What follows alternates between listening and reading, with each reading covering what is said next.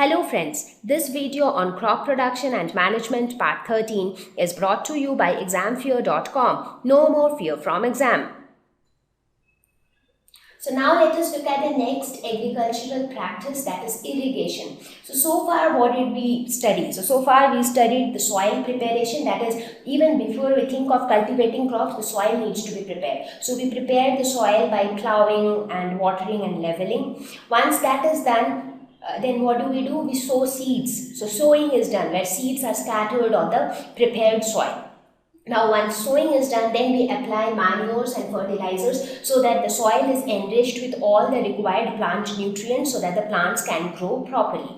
So now after that is done, the next thing is irrigation. That is, as we all know that plants need a lot of water to grow. In your garden, if you stop watering your plant for a couple of days, a lot of plants tend to die. That's because water is an integral thing required for plant survival. So the next step here we will talk about is applying water to the fields. So that is irrigation. So let us see what is irrigation. It is the artificial application of water to soil to ensure growth of agricultural crops.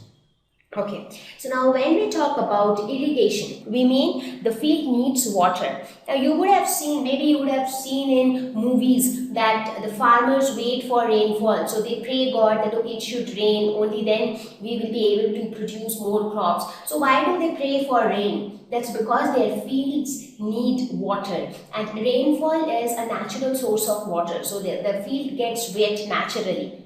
But rainfall alone doesn't help.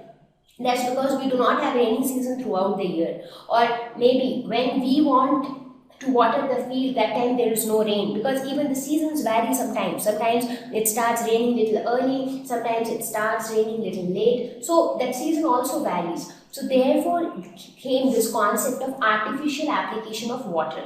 So the farmers, they artificially apply water. They bring water by some means and then they spread it throughout the field. So this artificial application of water is called as irrigation.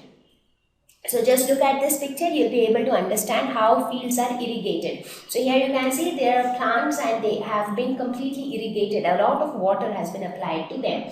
Now again, different plants will have different water requirements. Some of them need a lot of water, some of them need a little lesser water. So again, that depends from plant to plant. But application of water is important because there is no such plant which can grow and survive without water. So even before we talk about how do we carry out irrigation in the fields, let us try to understand the importance of water, because irrigation is all about artificially applying water to the field. So now it is something like we don't even want to rely on the natural source of water, that is rainfall. We also want an additional source or an artificial source which is under our control, that whenever we want we can apply water to the field. So that means water must be very much important for plant growth. That is why we have kept this artificial method as well. So let us quickly look at the importance of water in plant growth. Water helps in germination of seeds. So when we put seeds on the soil or when we scatter the seeds, we want the seed to form a small seedling, and then that seedling will gradually grow into a plant. So this process of germination of seeds require water. It cannot happen without water. So under dry conditions, the seeds will also always remain as seeds and they will also get dried up.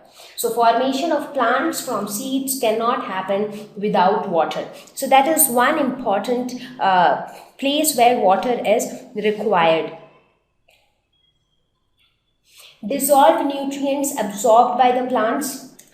Now the nutrients are all present in the soil. We apply manure to the soil, we apply fertilizer to the soil. So naturally also all the nutrients are present within the soil. So how do the plants get the nutrients from the soil? So those nutrients reach the plants through the roots. But how? The roots doesn't absorb gaseous nitrogen, right? So it absorbs the nutrients in dissolved form. So the nutrients are present inside the soil, dissolved in water.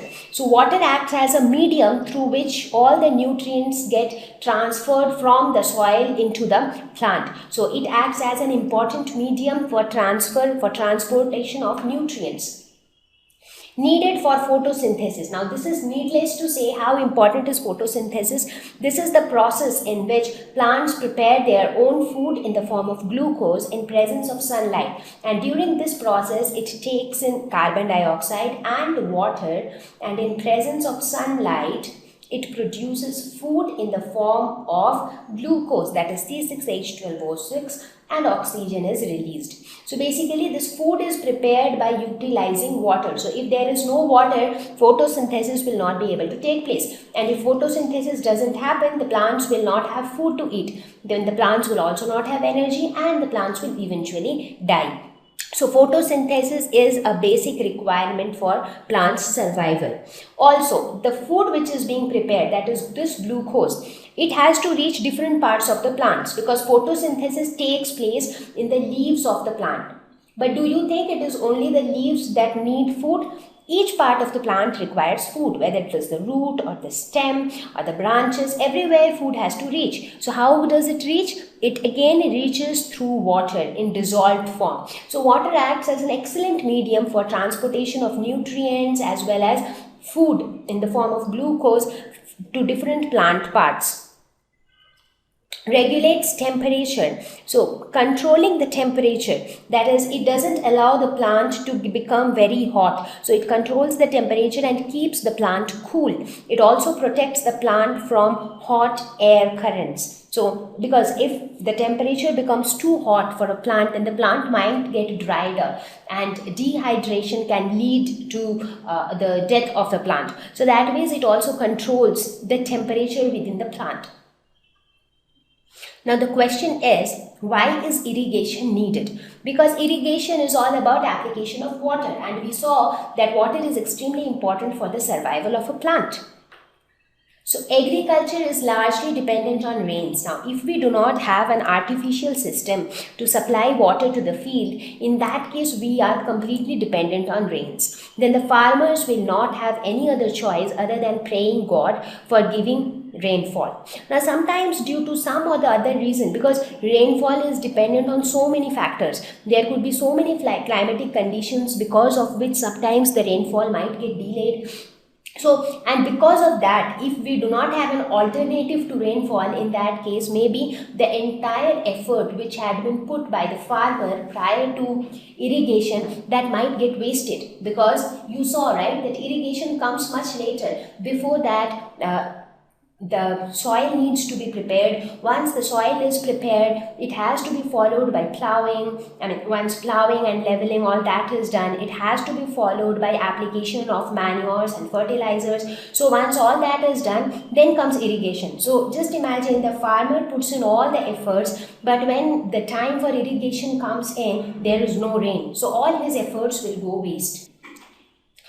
So also, if you look at the way rainfall happens in India, there is an irregular distribution of rainfall in India.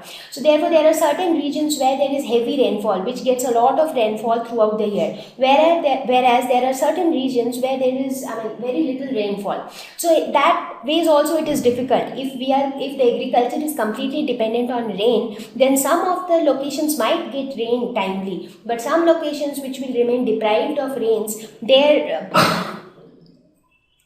but some other locations which do not get enough rain, their cultivation of crops will become a difficult job. So that is, looking at these kind of constraints by keeping the agriculture entirely dependent on rainfall, came up the concept of irrigation, so that we are not entirely dependent on rainfall. Even if there is no rainfall, we can artificially apply water to the fields.